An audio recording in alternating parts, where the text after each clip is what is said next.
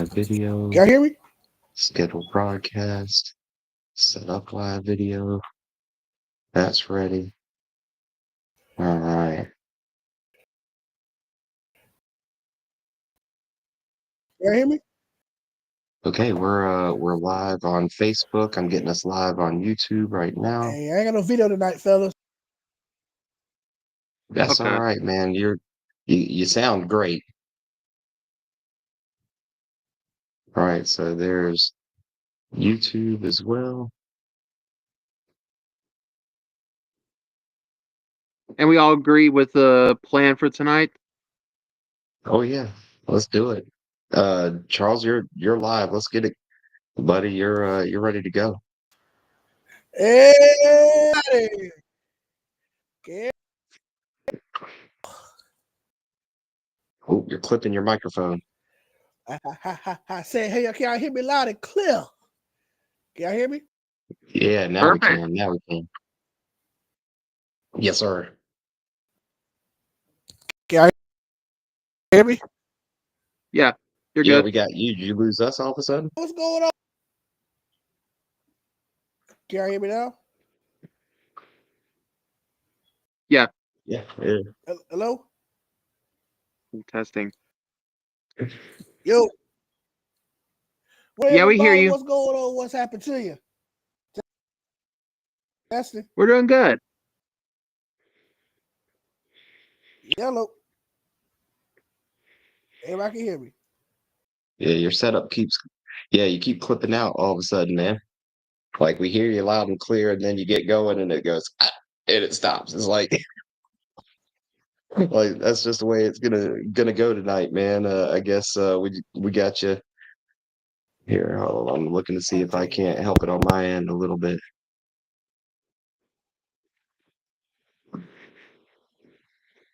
I just tried throwing your sound levels a little bit.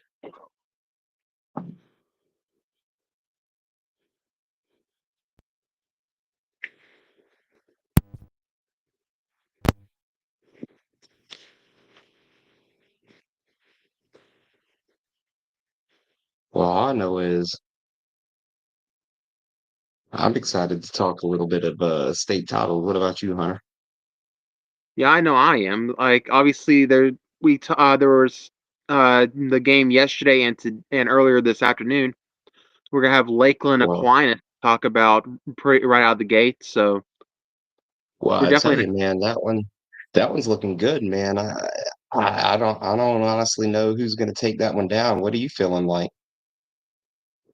It's hard to like. Aquinas is the storied program of Florida, but Lakeland Right. and title games just had their number. That's I mean, kind of like where I'm thinking.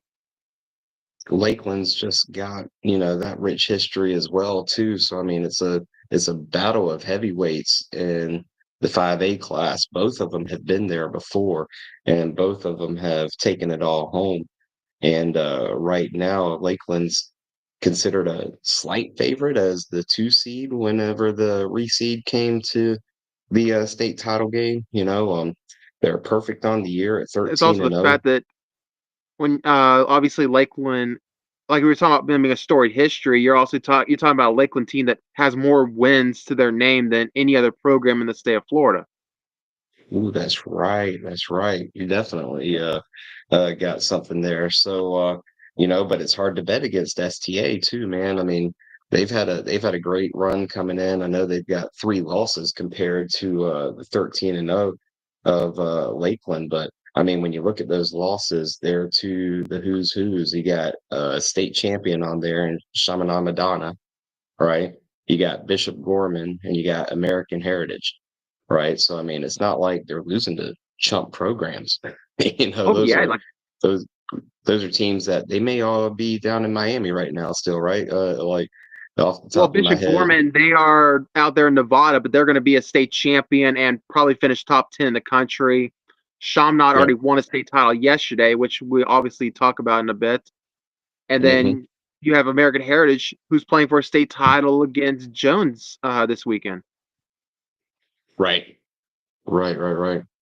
Well, Charles, did you get back with us okay there?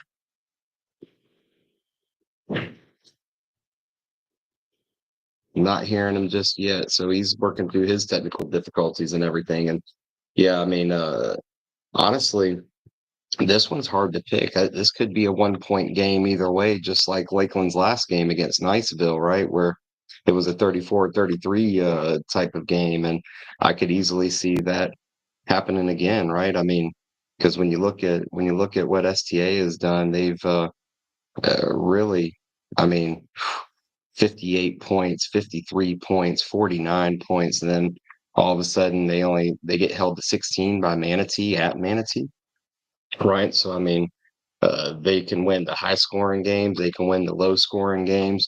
You look at Lakeland's path, and they had something similar in the fact they won 51-6 first round, 41-13 in the second round, but then had a close game against Tampa Bay Tech for the regional final, 24-21, and then got their ticket punch to the state title game against Niceville in the 1 point victory. So I mean, both of them are looking at you're both looking at teams that have the ability to win the close games, win the blowouts. And right now, I think I'm going to go with Lakeland. What's your pick? I can't go against the historical dominance that Lakeland's had over STA. And when you look at STA, they are a bit down this year compared to into past years. So I gotta Mhm. think the Dreadnoughts probably pull this one out. Gotcha.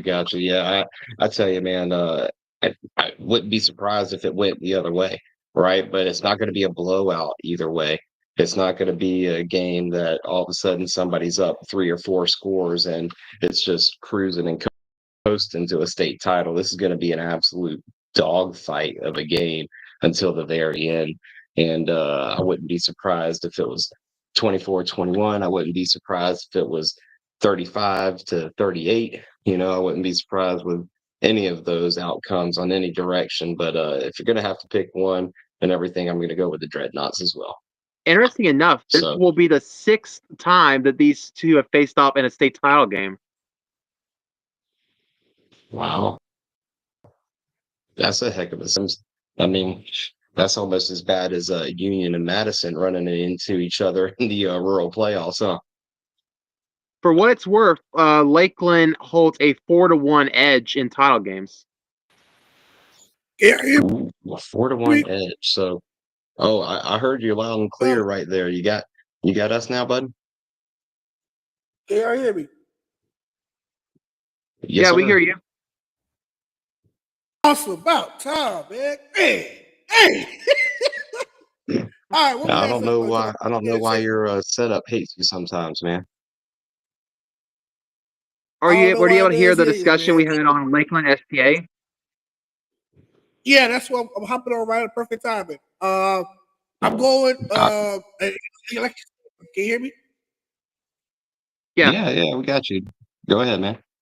Okay, I'm making sure I was straight because I'm testing out my new microphone. That actually not new, but it's old. But I haven't Ooh. used it in quite a while. Actually, working pretty well. Yeah, you sound great. Um, so Lakeland and St. Thomas, two historic Florida perennial powers. St. Thomas, of course, meaning this is their 5th time playing, correct? Hunter? 6th. 6, okay. Historically, St. Thomas has been the perennial power. As of late, Lakeland has really put their rear head in the running for, next perennial power stepping in the state of Florida. You can't go against the Dread, of course, moving down from 6A last year. They're 5A this year, right, fellas? I'm assuming. Yeah. Yeah. So they don't have to worry about facing Buchholz no more like they did last year. But they do face more tougher opponents, especially with a St. Thomas Aquinas in their rear view coming up this upcoming weekend. I'm going to give the Dreadnoughts their three-peat. Of course, I'm sad that the Gadsden County Tigers lost their chance of defanging the Tigers today in a very closer game than a lot of people expected. I'm going to add on to the three-peat category. I'm going to have Lakeland go for three-peat. They will win 20-17, a lot lower score game like a lot of people expected. I got the Dreadnoughts going for a three-peat down there at Pitbull Stadium. All right, so it looks like we got a clean sweep on Lakeland. And now that you brought up the Coco Gatson game, I guess that's a good time any to segue into this one. We Heck talked yeah, about it a let's little talk bit about it. yesterday. I know we talked about it a little yesterday off air with this game. What's our thoughts on how that game went? Well, I have to say kudos to the Gaston County Jaguars for a tremendous season. For them, and we talked about this Hunter quite a bit because it's 2A bracket. You had teams such as Stark and Newberry and Bowles and Gaston County and Taylor County in this bracket. But we talked about Bradford and Newberry, but we didn't really talk too much of Gaston County making it this far. But they made it this far. And at halftime, it was only 14-9. It was only down 5 points, but the game really got interesting in the second half when, all the gloves came off. And it was just touchdown here, touchdown there, touchdown everywhere. But once again, I always say this, experience matters in games like this. And with Coco going for a third title in Gaston, can you say first time in school history go, or was it second time go? It was first time. So being an inexperienced team in a game with this magnitude against the teams going for their third straight title, experience does matter. And unfortunately, the experience was the difference in this 11-point win. I do think if Gaston kind of can keep the philosophy they had this year, it's a possibility we can see it back here down the line. I wouldn't be shocked about that. In fact, you brought up the back and forth touchdown. I believe it was 4 different times that Gatson pulled it to within one possession, and Coco Wynn scored the very almost immediately afterwards. So it's kind of like just as soon as Gatson was getting close to be able to do it, Coco just extended the lead even further. That's probably experience. The minute that Coco felt threatened, they put the burners on and put another touchdown to pad the lead. And when you're a championship caliber team such as Coco, you can't take nobody lightly. And for one, they expected a very hard-fought game for the Gadsden County Jaguars. You have to give Coco all the credit for coming prepared. Both teams showed their true potential in the second half. But Coco, 3-time state champions, unprecedented in their school history. Look, hopefully we can see 2 3-peat champions this upcoming weekend with Lakeland versus Thomas. But my question to you is this: now that Coco's done 3 straight, with 2A getting tougher and tougher by the year, with Newberry with that surprising season this year, can Coco go for an unprecedented 4-peat next year, Hunter? What you think? I think at least at the very least, I think they're going to be the favorite going into next year. It's hard to bet against a team like Coco because you see them year after year. They are one of the top teams in the entire state. They play a great schedule. They challenge themselves all year. They get into playoffs and they light a switch on some of these teams. Like the Newberry game, for example, we thought that was going to be a really competitive game, and they just blasted them. It's hard to look at a team like Coco and think anything other than this is a team that's going to be there until someone beats them. Right. Mm-hmm. They're the man. They are the man. And the great words of Ric Flair, or to beat a man, you got to beat the man. So I know. Yes, sir. But let's be honest, though. Let's be honest. It still isn't as impressive as what Chaminade Madonna did in the playoffs this year. Oh, yeah. And speaking of a team going consecutive, they just won their 4th straight title. 4th? Wow. That's impressive. And they beat Clearwater for the second time in 3 years in that title game? Yeah, it was back-to-back years, and I believe that's the third time in 4 years. Yeah. And I think at this point, if you're Clearwater Sister Calf, it's like, what do you have to do to beat the man? Because it's like, who's a wrestling fan of y'all too? You ever watch wrestling for the last 10, 15 years? I'm a wrestling fan. So do you remember the Shawn Michaels Triple H, Shawn Michaels Undertaker rivalry back in WrestleMania 25 and 26? When Shawn Michaels couldn't beat Undertaker, so he fought everywhere in his way to get back at that Undertaker to beat the streak. And he still couldn't beat him. So in order, you know, Madonna, you are Shawn Michaels, and you're the Undertaker, and Clearwater is. I give you every punch, every sweet chin music, every elbow from the top rope, and you still get tombstone at the end of the day. It's like if you're Shama Dunn, you expect everything in the arsenal coming out from your opponents. But once again, the streak won't be broken because there's no team out there in 1A that's going to give you the run that you expect. And the Great Warrior Undertaker, 19 men is risen and 19 men is fallen. And right now, Shama Abdallah is the undisputed, reigning, defending 1A champion of the state of Florida. And I do not see them losing anytime soon. Unless Trinity Christian or University Christian or even Clearwater, somebody defeat the Monarchs of Shabbat Madonna. Right now, the Lions, I'm sorry. Yeah, right Lions. now, they're running the rug across 1A football. Well, let's throw it out there, right? Is this the most dominant playoff run in the history of FHSA football? Because they outscored in 5 games, they outscored their opponents 259-19. You know who that? Think about that. That's a plus 240 on the point differential in the playoffs. I'm glad you brought that up because you look at Miami Northwestern's run this year; it's kind of equal. Let's look at Miami Northwestern's. They've been slashing everybody in half too. But they got to close it out too against a very tough Ravens team. So I will throw this in because if you really want to count it, let's look at Chaminade last year and this year combined, and you're talking about 2 of the most dominant playoff runs back-to-back years that we've ever seen. Because last year's Chaminade team was probably better than this one. And they had Jeremiah Smith. Yeah. Hey, look at what he's doing over there at Ohio State as a true freshman. Yeah. Freshman that's a big call out. Big call out. Big. Is the quarterback from last year? Can you imagine if he would have went to Florida with DJ though? Oh man. I'll take either him or Ryan Williams at Florida right now.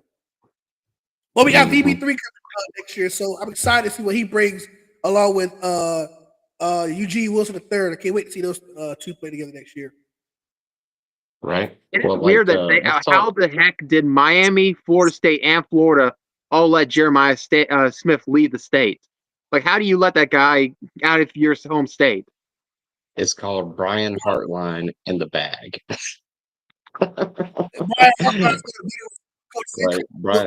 Brian Hartline's a coach in all of college ball, and Ohio State drops bags. And then don't forget, you look at the last several years of wide receiver talent that came from Ohio State. You had Jackson Smith-Njigba. You had who else?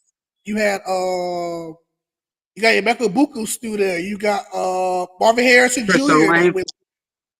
Yeah, you got a lot of talent for that receiver room. Even back with Terrell Pryor was playing Troy Smith, you had Brian Hartline himself. You had Ted Ginn. You had Anthony Gonzalez. I mean, you had a bunch of. You had who else? Who else? I know I forgot one big Marvin one. Harrison. Yeah, Marvin Harrison. Yep. But I'm talking Marvin about Maserati Marv. You had who's a leading receiver of that Buckeyes team when they beat Oregon in 2015 title game in Dallas? I forgot his name because he also played with Cardale Jones. Come on, come on, y'all help me out here. I'm stuck in my head. I'm trying. Oh, jeez. Oh, gosh. Once I figured out, I'm going to say it. But Ohio State. That Northwestern things like y'all are talking about. Sorry, my bad. No, you good. But to go to Northwestern, to do what Teddy Bridgewater has done this year, retire from the NFL, lead your team to an unprecedented season, and now you're on the cusp of doing something. I don't think. Did any of you figure out who was the only coach? I did. Good. I'm glad you. Interesting enough, it actually, funny enough, Lakeland, their coach last year, won it in his first year as a head coach. He was the first one to do it. Got it. Okay, so this will be the second. It's happened before, but that was the most recent one. Most recent one. Okay. Do you know how many times it happened in state history? Unfortunately, I don't have a number. I only could figure out who the most recent one was. But I was surprised by that one. Yeah, me too. I thought Hugh Ben was there for a long time. But you have to give Teddy Bridgewater credit because he's a Miami guy. He's a South Florida guy. He went to school at Northwestern.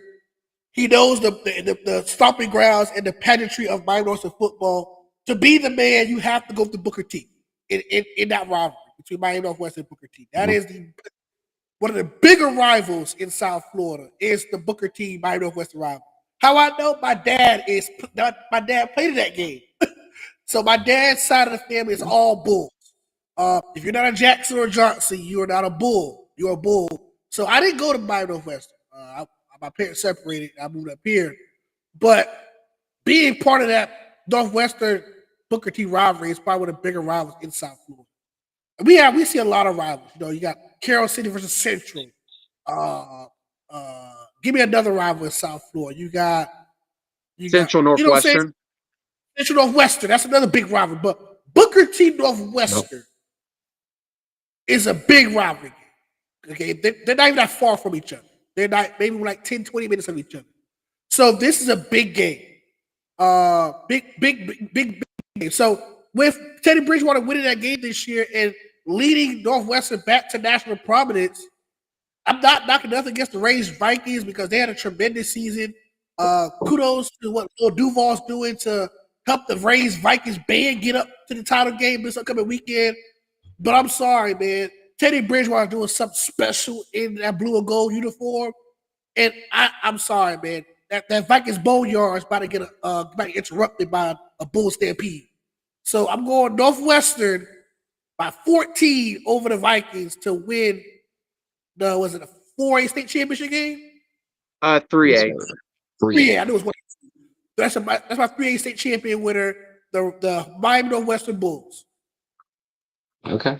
Yeah, I mean, just to put it in perspective, for them to have as dominant of a run as Chaminade Madonna did this year, Northwestern has to win with scoring at least 38 points and only giving up 7 in the state title game. So just throwing that out there.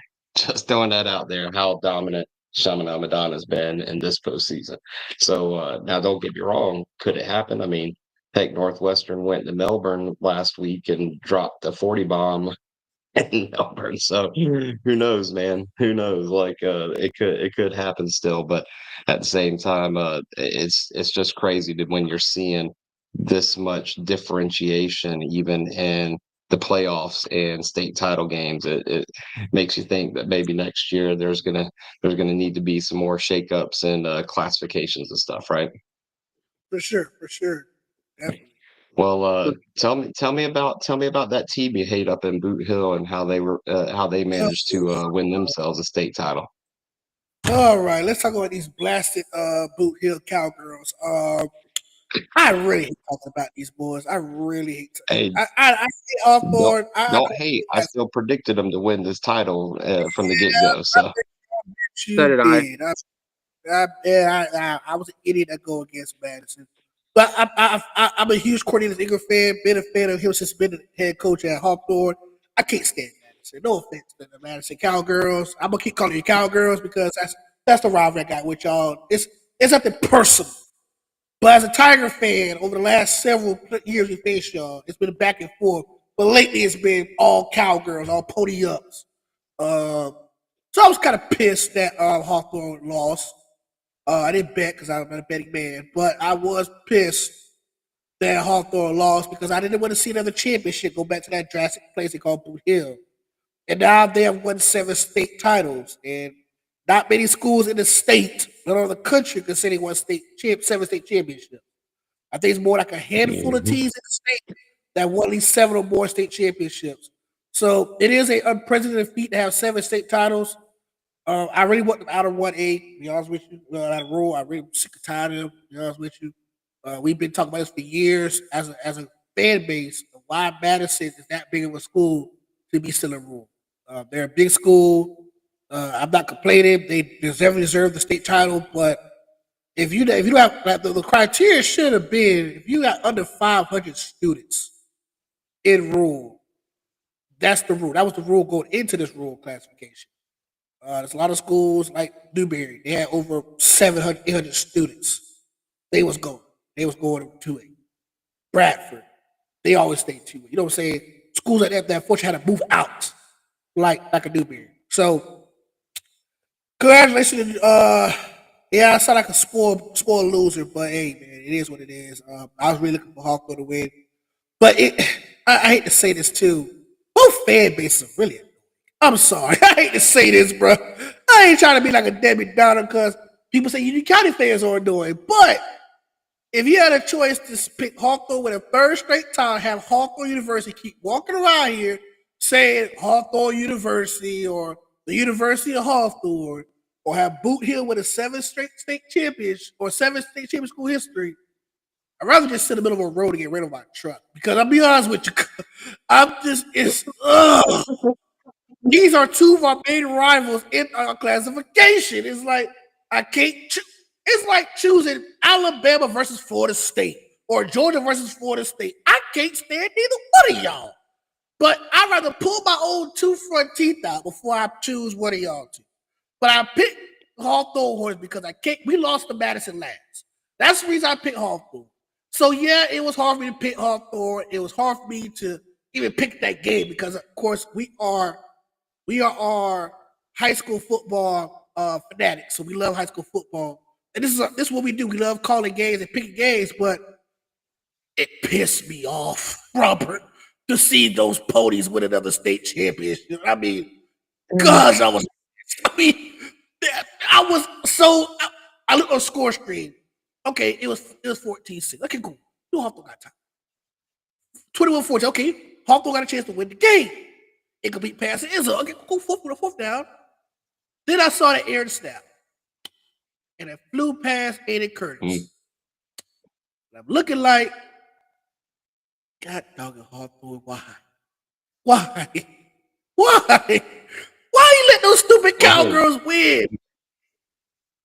It's not like Union County didn't win something this week though, right? Because congrats to Gavin Jenkins for signing his offer letter, right? Because USF is where he's heading, right? He's going to be a Bull. USF. Congratulations to G-Man for going to being going to USF to join Alvin Isaac, who was a former Hawthorne player, part of that 2022 state championship team. He's over there at USF as a running back. And he was a wide receiver at Hawthorne. Now he's playing running back. So Gavin's not going as a receiver. Gavin going as a quarter. He was a 3-star athlete, according to 24/7 Sports. So congratulations to Gavin Jenkins. Also, congratulations to Jarquez Carter of Newberry for signing his NIL deal to go to Ohio State. Is that correct? Yeah, he signed his letter of intent as well. So he's heading to the shoe. And then you had the other player, another outside defensive lineman. He's going to Miami. So good job for Newberry for getting 2 elite Power 4 offers with those 2 defensive linemen. To Coach Ed Johnson for winning a Coach of the Year award too. I think he won the other day as well. So congratulations, Coach Ed Johnson, on a remarkable season. Well, Panthers. Another rural shout out, Mike Goodall in Chiefland actually is becoming a cadet. He's going to Army to play in West Point. So congrats to that young man. That's a heck of a step up, because not only is he getting to go play college ball, but then he's gonna serve his country afterwards. So congrats, sir. Right. Hey, make it back home safe. That's all we all care about. Make it back home safe. A couple other players. I think for Bradford, last name McKenzie. I forgot his first name. He was a quarterback in last year's state title run for the Tornadoes, but I think he signed his letter of intent as well too. And I think one of the other players signed. He's going to Central Michigan. Yep, he's going up there to Mount Pleasant to join Jim McElway's team. Is he playing quarterback or is he playing defense? I don't know, but McElwain also just retired. This is his last season of being the head coach. Period. Wow! Great! And another former Gator coach is going to UNLV. So Dan Mullen just signed his. Not nearly as big as the Belichick news, but I'm gonna be a Rebels fan this year. I'm gonna be a UNLV fan because I'm a huge fan of Dan Mullen, what he's done in his coaching career. Not only at Florida, but what he's done as an impactful coach at Mississippi State too to turn that program. So he's gonna have a great career at UNLV to get his guys in and make the Mountain West fun again. Well, now that we've seen that the rural division is losing some talent and everything, what's your top 10 look like for 2025 in the rural division, right? Like who's bringing it back Ooh, and trying to run it back? It really, I mean, do you, do I hate to say well, it, is Madison the number one going in the next season still? I done my homework, and unfortunately, I'm glad we had this conversation. Me and Hunter had this conversation yesterday about about this rule top 10. So I'm gonna go over the final uh top 10 before we go into it. Hunter, what are your thoughts on this top 10 before I reveal mine? You mean like my top What 10? yeah, what are your top 10? We'll compare our top 10s.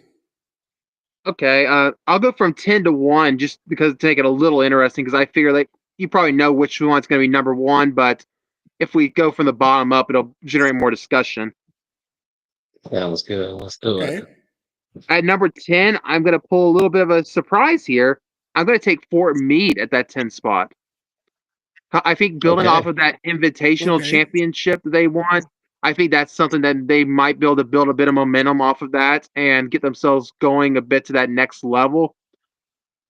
That's kind of where I felt they were at. At number 9, I have my highest ranked Panhandle team. I have Bluntstown at number 9 going into next year. Okay. At Okay. number 8, I'm going to pull a little bit of a surprise here. I'm going to take the Lafayette Hornets at 8 going into next year. Okay. Okay. All right. Got it. At 7, I'm going to take the Pahokee Blue Devils.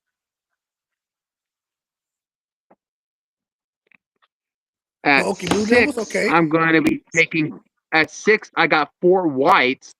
I feel like they finished the year pretty strong, even with some injuries. I think if they go into next year healthy, they got a real shot to be competitive in 1R. Okay. At 5, I got Chiefland at the 5 spot. Chiefly at the Okay. 5. Okay. And as we get to the next stage, I will say this: 2, 3, and 4, all these are pretty interchangeable. Like the gap between them was very slim. I just went with my gut on this. I would not be shocked to see any of these teams change spots between now and the start of August. Okay. At number 4, I got Union County. Okay. I have some concerns with what they're losing, and just in general, I feel like I need to see a little bit more like where they're going to stand at August before I can feel comfortable putting them higher. But I think they're not that far apart from the teams ahead of them. At number 3, I got the Williston. I got Williston here at 3. I feel pretty confident with what they got coming back for next year. Obviously, a really good coach there in Robbie Pruitt. I feel like they're going to just keep growing and getting. They're going to keep closing in on those top 2 spots. And at number 2, I got Hawthorne at the 2 spot. I obviously we were talking about this yesterday about the fact that they lose a lot of talent. I think they have enough to stay as a contender. I just don't know if I'm confident to put them over the top spot. But at number 1, it's Madison. They are going to be going into defending state champs. It's hard to go against them at that 1 spot. I like your top 10. I got a few changes I want to make in that top 10. Your top Let's hear 4, it. your top 4 is definitely kind of similar to mine. I'm gonna go ahead. First of all, I'm gonna move Fort Meade a little higher than 10 because of what they did to start the tournament with one or 2 wins and to win the whole thing. It's kind of a crime against Fort Meade to be number 10. My number 10 team, I was gonna put Chipley, but the way Chipley ended their season off like quickly, how bad it wasn't even competitive. I wouldn't put them number 10. I am gonna put the Dixie County Bears number 10. And I'm gonna explain why. How Dixie County played, they're in the same boat as Fort Meade. How both teams came in with little or nothing to lose, and to make it all the way to the FIT title game and had a very good showing, even though they didn't win against Fort Meade. Dixie County really made me a believer again in Dixie County Bears. I'm gonna give the Dixie County Bears a 10 spot. And right ahead of them, I'm gonna put the Fort Meade team there. They're not much far apart when it comes to talent level. I think both teams, they play again. This game, if it's a 7-game set in the NBA, this will go to 7 games between Fort Meade and Dixie County. That's how close they are when it comes to this right here. At number 8, I am gonna put Bluntstown there at number 8. I would not have Lafayette in my top 10. I'm sorry. I do not respect the Lafayette Hornets for the last several years. They are a one-and-done team. Maybe 1 or 2 times they made it outside the first round. And each time they made a playoff run, each time they made it to the playoffs, they got humiliated. And I understand you play against Madison Union County, but to be a team that's supposed to be like a B-tier team in 1A, you don't put up good showings. Last year they had to run a clock against Madison. The year before that, they got humiliated by Union County. So I would not put Lafayette. Lafayette is actually my 11th team in rural, followed by Chipley. Bluntstown, my 18. They are the best team in the Panhandle. I thought it would be Jay, but unfortunately, how Jay got embarrassed by a banged up Fort White team in the first round, I'm not putting them in my top 15 because how hard Fort White played. He outmatched, outnumbered in that game against Jay, but sometimes grit wins over matter sometimes. So I'm going to put Bluntstown as the best team in the Panhandle, number 8. Number 7, I will have those Fort White Indians at number 7. Good job by Coach Demetrius Jackson over there in Columbia County.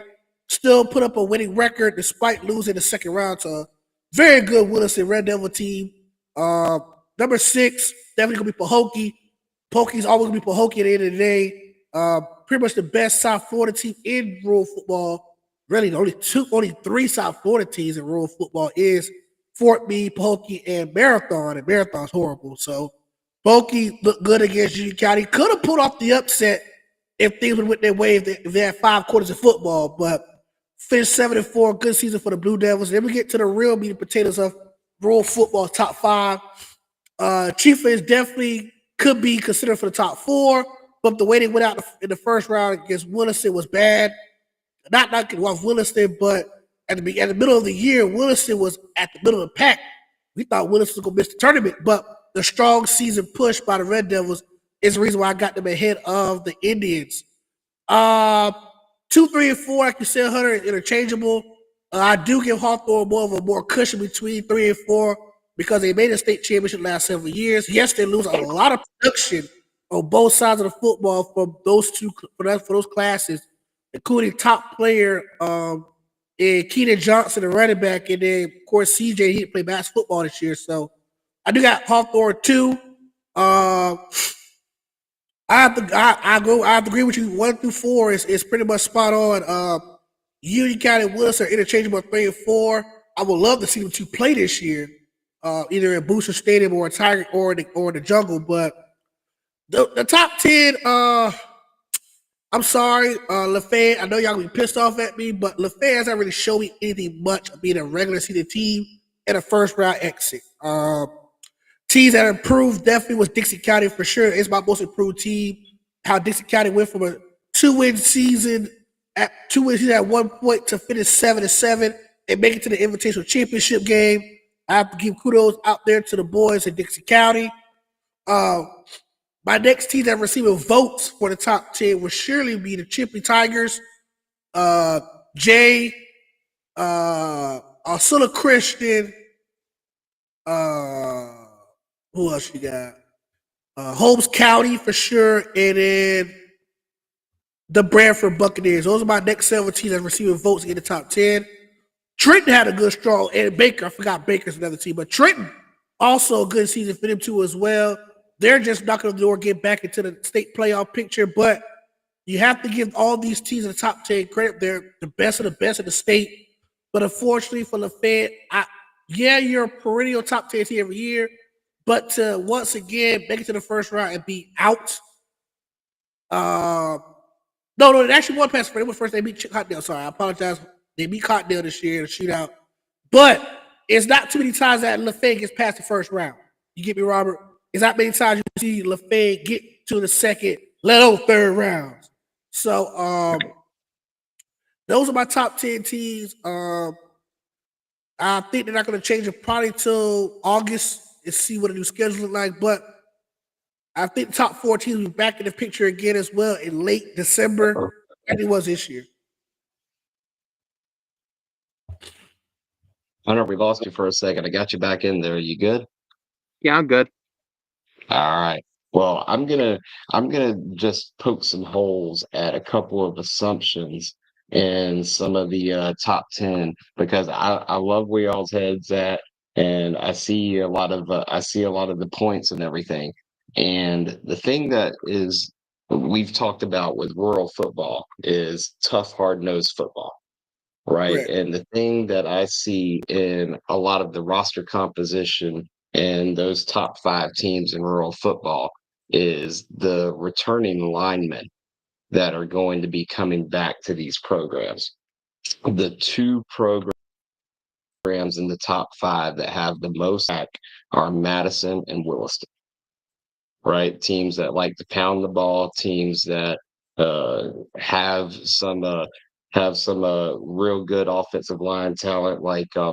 If you look at Williston, they've got a kid who's a sophomore named Jackson Ridgeway, who's 6'2", 300 pounds, and can move. Right. Like now he's a sophomore, so I mean he's obviously got a lot of skills to develop and stuff still. But you might see him really start to stand out over the course of the next 2 seasons. Because remember, they also pushed around Jacquez Carter whenever they played Newberry in that second half and everything. So there's some young line talent that may attract a little bit more of that skill talent to come back over there to Williston and stuff too. So how's the line talent looking at Union County though, Charles? Because I hadn't got to see them in person this year. And I'm glad. what's their returning line look like? Here we go. I'm looking at the roster right now. We got a lot of seniors on the team. Period. And we get to our first lineman. Let me scroll down here. First lineman. That's a lineman. Okay, so we do got an offensive lineman, but he's real. He was a backup this year. Another. Let's see, find somebody real offensive lineman. So yeah, we got a couple guards. He was a senior, a long snapper. He was a guard and long snapper. Our starting defensive lineman, offensive line. He's a senior. We do got a sophomore coming back, which is critical for us. We had our center. He was a sophomore. Backup center, 5'11". I don't know how much he weighed in sale here. We do got another sophomore come back. He's coming. He didn't start, but he did get some meaningful.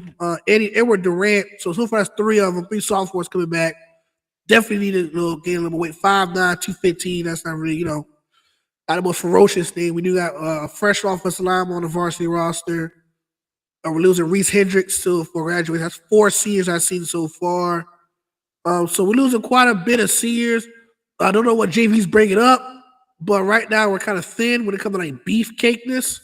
But with Coach Thomas, I love my Coach Thomas. Coach Thomas is going to make sure the guys are conditioned and well trained going into spring practice and spring ball. So we have the strongest offensive lineman. We're going to make sure our guys will be strong enough and conditioned enough to handle the gruesome of rural football.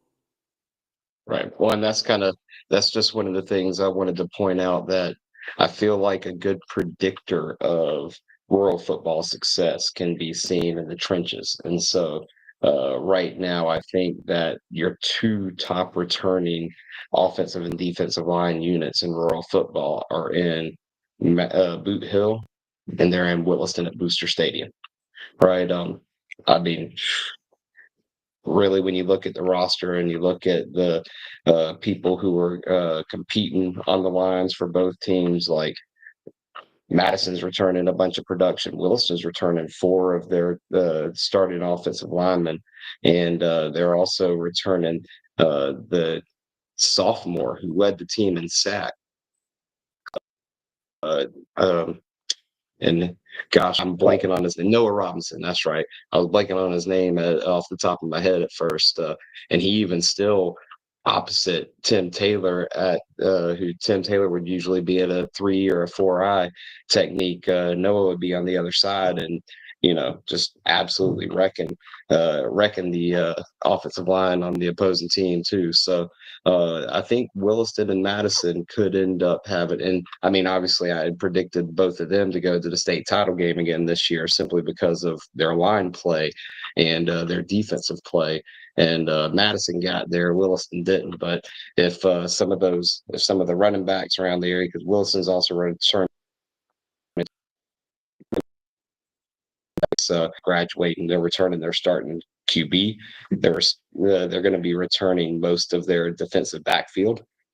So Williston, honestly, I think has a claim for number 2 in the top 10 preview. But I agree with you guys in the fact that based on everything that's happened, I actually would say if you base it just simply on what's been happening the past couple of years, you still got to keep Madison and Hawthorne 1 and 2, and you might could interchange both of them because I think Coach Ingram's going to build his roster back up this year. He's going to get some linemen to come in. He's going to have those backs and those skill players because, I mean, his QB's got a live arm coming in next year. I mean, that freshman could spin it. He can absolutely drop a dime in a bucket at 25, 30 yards on the run and just make it happen. So I would argue then that you would list in Chiefland around the 3, 4, 5. But if you had to give it a nod to recent production, you would say that Chiefland would be the 5 and Union County and Williston could kind of interchange at 3 and 4, like Hawthorne and Madison could interchange at 1 and 2. That's just my opinion. I love y'all's rankings. I think y'all did a great job, and I'm just trying to give a little bit of a different insight to it. I do want to say something real quick while you're talking about. I love your insight about it, Robert. But I am watching the state championship game between St. Thomas and Lakeland, and it's not looking good for the Dreadnoughts right now. It's 17-0 right now. St. Thomas right now. What? They just scored. Wow. Wow. That's game going right now with 8:58 left in the second. It's all St. Thomas right now currently. So to give you a quick update on that St. Thomas Lakeland. Well, we've covered all of the stuff we had on our agenda tonight. Actually, no, we didn't. We had the other state title games. I thought we talked about those a little bit. Which one did we not hit? We talked about Northwestern, right? Well, actually, on Northwestern, Charles was the only one that made a pick on the Northwestern game. We didn't make a pick, and then we saw the other three title games. That's right. You're right. My bad. I remembered the Northwestern, and it dominated my thought process there. So, yeah. Let's talk it. I agree with a lot of what Charles was saying when we were talking about Northwestern earlier. I think that I know that there's quite a few people in the Jacksonville area that were talking real big about Raines and saying that they're going to run right through them. In the words of a very famous analyst on College Game Day, not so fast. When you look at who Raines beat to make it to the title game, we all agreed in the Final Four that Booker was the weakest team in the Final Four. When you look at the fact that they struggled at home to get by Booker, Northwestern went on the road against Uagali and put up 40 sweeping 0 on the Commodores. When you look at this matchup, it's not really, to me, I don't see it as a close matchup. You're talking about a Raines team that struggled with Booker, but you're talking about a Bulls team that dominated. I don't think that Raines has faced anyone this season that is even close to the level of the Northwestern Bulls. I got Northwestern here by 20. Yeah, I think the main question is going to be, does Northwestern beat them by at least 31-7 to try to match Chaminade it's going to be close in terms of that, but it's not going to be close in the game. Yeah, I'm thinking it's a 3-touchdown win for Northwestern. All right, so we got All the right, there which was class 3A. next? 4A, we could do HP versus Jones. All right, let's do it. So you want to go first, Hunter? I think I still feel good because like we talked with that when we made our picks before the playoffs started. All but one of the teams that I picked to win state is still alive playing for a title or has already won one. Obviously, with Nice. Madison, Chaminade, and Cocoa, that's 3 already won. The only one that hasn't maintained was the 6A pick. I had Northwestern in 3A. I had American Heritage in 4A from the start of the playoffs, and I haven't changed my mind at all. I think this is a really tight game. I think this is going to be this might end up being the best game overall, like in terms of top level talent and competitiveness combined. I think this will be a close game. I think HP wins it by like a 20 to, well, I guess like a 21-17 type game. But I think that this is going to be the Patriots pulling home another state title for South Florida. So you got All American, you right. got American Heritage, Jones. Yeah. I agree. I think VB3 can still have a big game regardless. It lose effort. I got American Heritage winning 21-17. And I'm gonna go with American Heritage as well. That way you can honestly say Chaminade Madonna might have beaten how many state title winners this year? Because that would We'll have have to been look that up before next show. I mean, it's just incredible because that would be basically if American Heritage wins and STA wins, then Chaminade Madonna would have beaten 2 other Florida State champions in the regular season. So give me American Heritage just to see if we can't have it be even a little crazier here, right? All right. Breaking news before we go to the next state championship game. It is not looking good for Lakeland, fellas. Lakeland just threw a pick, and St. Thomas is already inside the 15-yard line. Lakeland. It's not looking good. Wow. I mean, they just have. Okay. There's a lot of football left still. I'm starting to think I should have stuck with my original 5A pick because I had Aquinas before the playoff. Yeah, I think we talked ourselves into the Lakeland, right? Yeah. Yep. But hey, it's all good. It's all good. We'll see we'll keep an eye on that game as we continue the show. But obviously, up to the 6A title game next. West Boca Raton looking to bring home the first large school state title for Palm Beach County since Dwyer in 2013, as they take on Kissimmee Altisola, who is looking for their second state title in school history. And also, West Boca is looking for their first state title in school history. So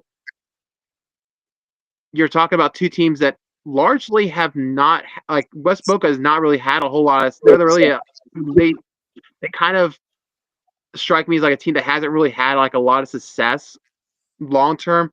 And then you talk about Osola, which has had a lot of heartbreaking title losses to significantly better teams. The question is, do they finally get over the hump here? What do y'all think? Well, I think Osceola is going to get over the hump, and the reason I think that is because of the quality of competition that they've played along the way. Their losses this year are to Jones and Lake Mary, right? And when you look at Jones and Lake Mary, weren't they also Final Four teams in their own respect? Right. Yeah, In fact, Jones is playing in a Lake state title game, Mary's in, and Lake Mary was a state semifinalist. well, and Lake Mary's got Venice in the 7A. Right. So, I mean, really, they played tough with those 2 teams and everything as well. Let's take a look at who West Boca has played, right? That could even really say that, hey, all right, we're up on that same level of competition. and it doesn't look like they've played anybody that you could really say battle tested them, right? I mean, their closest game was their game against Southridge, 14-11, or a game against Western where it went to overtime at 28. But Western isn't exactly the team that put a big run into the playoffs or anything either. Quite the same as what the other teams have done. I mean, and the Western team lost to STA 23-15, and they lost to American Heritage 51-12. So I would say, you got to go with Osceola Yeah, sure. really pulling this one out, I think. Yeah, if you get thrown around by American, barely get by St. Thomas. I'm not sure St. Thomas. You're not doing a good job against the teams you're supposed to play against, the tougher teams, especially two teams are playing for a state title this weekend. Give me Osceola. I really want Bills to be in this game to win their state championship, but unfortunately, the Bobcats didn't do that last week at home. Give me Osceola. Let's throw a score out there: 30-24. Yeah, I think Yeah, one touchdown game sounds good. I'll take Osceola for the clean sweep here. I obviously like Western. I will say to their credit, Western is a solid win, and Western's probably a lot better than their record shows. But you could still argue that they're at least on par with at.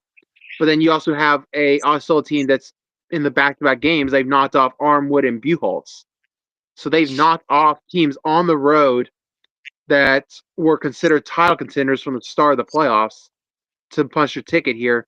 It's hard to go against them. And Osceola, they put up quite a bit of points on a really good Buchholz defense.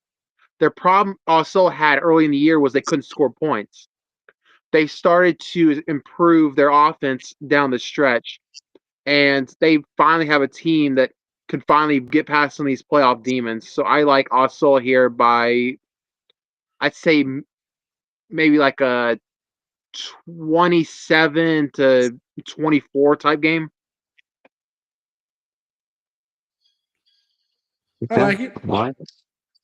I like it. Well, let's talk 7A to finish it out, where we have Venice and Lake Mary. Charles, you want to go first on this one? Before I get started, Lake got a pick in the end zone, and that stopped a dangerous situation because if St. Thomas would have won up 24-0, this game would be a hook, line, and sinker for STA. But it's a big fourth down in midfield for the Dreadnoughts to keep their drive going. So I just want to say that right quick. But I don't know much about Lake Mary or Venice. I know Venice is defending state champion. Venice won the state title last year, correct? I'm trying to think. No, wait, they lost to Lakeland.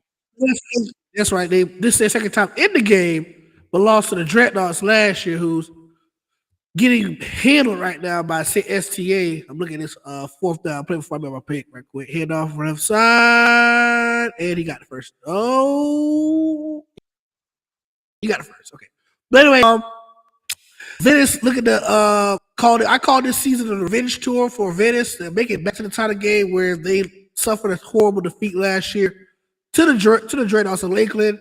I think Venice is the team of destiny. I always say that quite a bit on this show.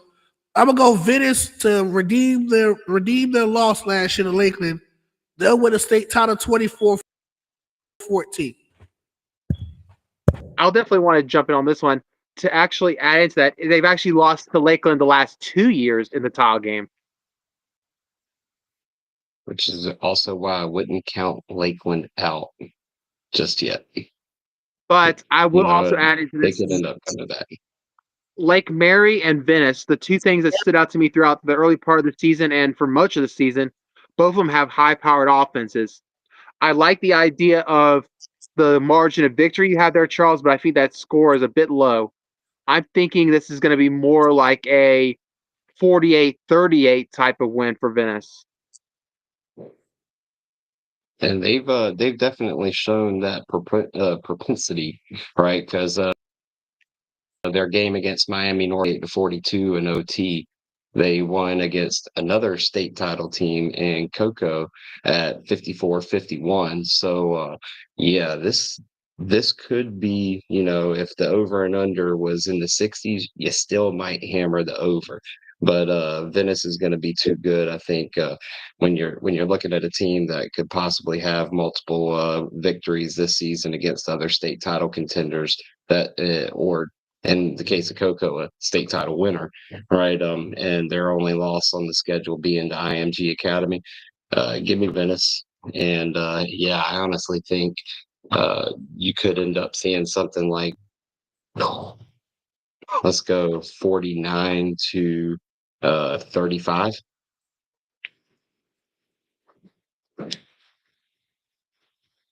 All right. So, yep, Venice, 2 touchdowns, lots of points, both sides. How's that Lakeland STA going now? I'm glad you asked. I'm looking at it right now as we speak. Let me flip my phone screen right now. It is. Hold on. I'll get back to current situation. It is 1st and 10 for the Dreadnoughts. Quarter drops back.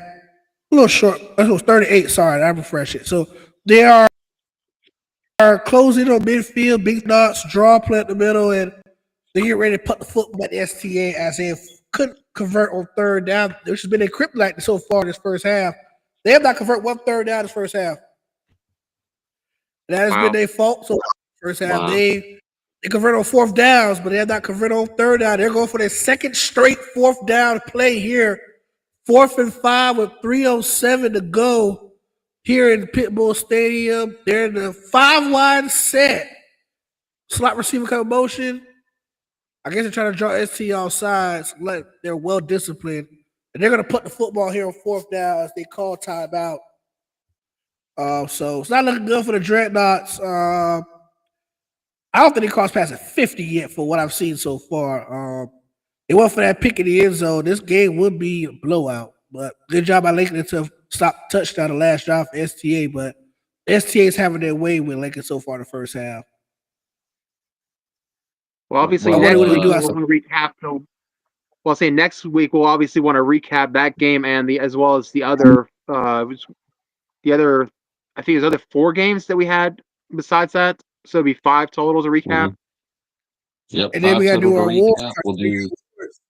Yep, and we'll do top 25 power rankings for the other classes overall, right? So we're going to talk 1A through 7A, top 25 power rankings, and then what's our last topic? Who gets over the hump first, right? So yeah, that one should create some interesting discussion. Yeah, if you want to get in on that discussion, our plan is to find out who gets over the hump first between Union County, Williston. Is it just rural or just locally? It was Buchholz, Williston, and Union. Oh, yeah, Buchholz. Well, I mean, that would just be Buchholz. I said Chiefland, right? I was thinking of another school but they would have to get through both Union and Williston to even do that first. So, so yeah, who gets over the hump first? Does Coach Pruitt bring one to? Does Coach Pruitt bring one to Williston, or does Coach Thomas bring it back to Union County and the squad at Lake Butler, or does Buchholz get over the hump and get their state title? So, has Newberry won a state championship? That's a good question. I honestly don't know. I do know Chiefland has won one because they went 14-1 because that one was to the dub. Well, for what it's worth, Union and Buchholz's last title game, last championship came in the 90s. Yep. And Williston's never won. So the similarities with those two are a lot closer than it would look on paper. And both 4 consecutive state Final Four losses is similar too. Yeah, that's I think like when you start digging further into the stats on those two, it's really not like there's so many similarities with those two. Like that's gonna be a good discussion for next week. For sure. Well, But boys, I enjoyed it. Let's I do it appreciate next week. We'll get the link out where if people want to join on that Who Gets Over the Hump discussion, and we'll do our other stuff. So appreciate you. Y'all have a good night. Peace out.